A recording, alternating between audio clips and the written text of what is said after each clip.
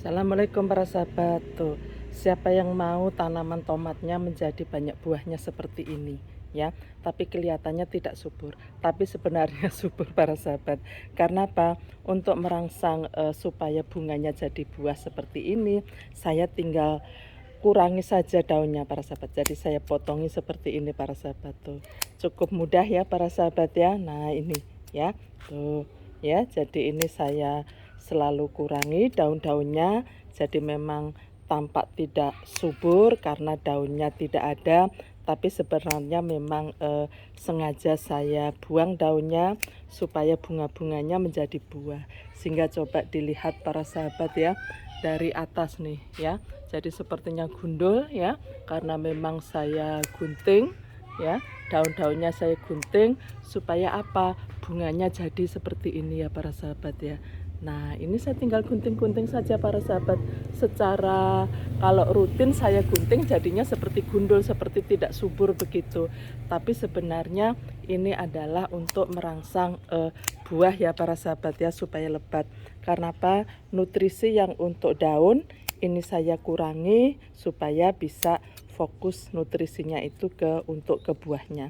Itu katanya para ahli. Jadi saya hanya menirukan saya para sahabat ya, tetapi hasilnya memang bisa dilihat tuh ya, tomat-tomat saya ya.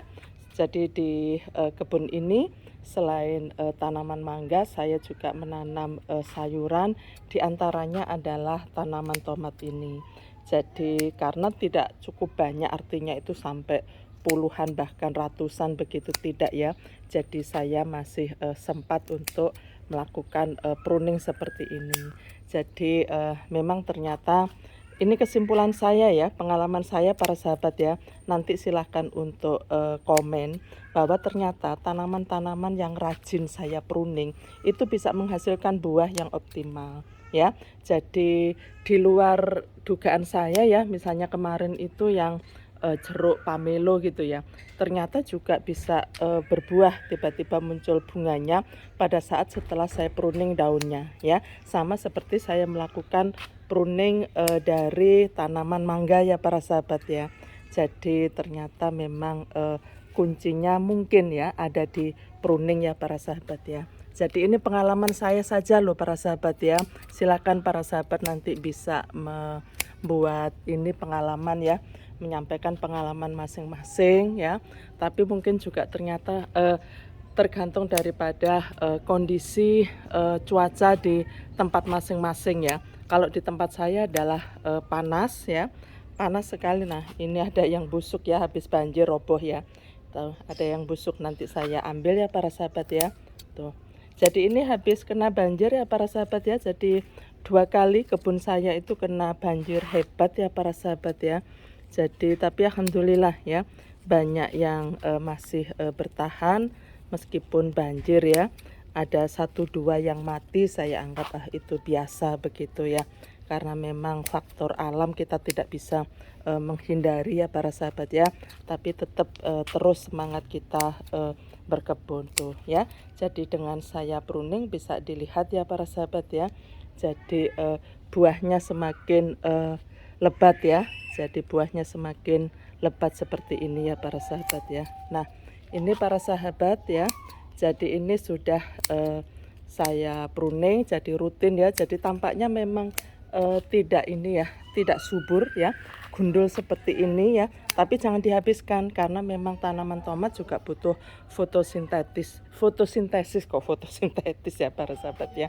Jadi ini para sahabat ya, terutama yang kuning harus jangan sampai ada yang kuning, kalau menurut saya sih jangan sampai ada yang kuning. Jadi makanya harus kita ini ya, kita pruning seperti ini tuh ya. Jadi ujung-ujungnya seperti ini tuh ya, jadinya lebat ini untuk tanaman tomatnya ya, buah tomatnya. Kemudian yang ini juga begitu kan, jadi ini juga sama seperti kok nggak ada daunnya, kok nggak subur begitu. Tapi memang ternyata tuh ini saya potongin semuanya tuh ya.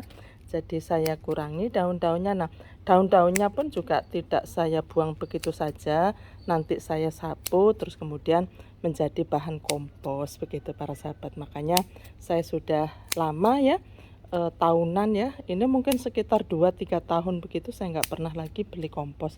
Bahkan sekarang saya menggunakan air lindi atau air cucian beras atau rendaman aneka macam, kulit buah, terus kemudian ada tanaman lidah buaya, terus kemudian limbah dapur begitu ya, kulit kentang ya, kulit bawang merah, bawang putih kan wajib itu tiap hari kita gunakan, dan itu bisa saya gunakan sebagai pupuk semprot. Jadi alhamdulillah sekarang sudah mulai ke organik ya, tetapi belum penuh karena yang ini untuk tanaman anggrek, untuk medianya kan saya masih perlu membutuhkan untuk jamur ya, anti jamur dan insek, jadi saya masih kadang-kadang menggunakan gitu ya.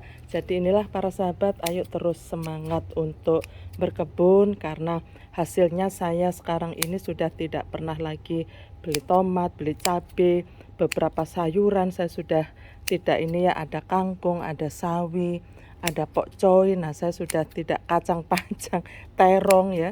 Jadi saya sudah tidak pernah beli lagi karena memang sudah cukup dipenuhi dari kebun ini ya para sahabat ya. Jadi inilah para sahabat ya, tampaknya nah seperti ini ya, tampaknya tidak subur tetapi bisa menghasilkan buah yang bisa memenuhi kebutuhan kita. Salam sukses, wabillahi taufik wal hidayah. Wassalamualaikum warahmatullahi wabarakatuh.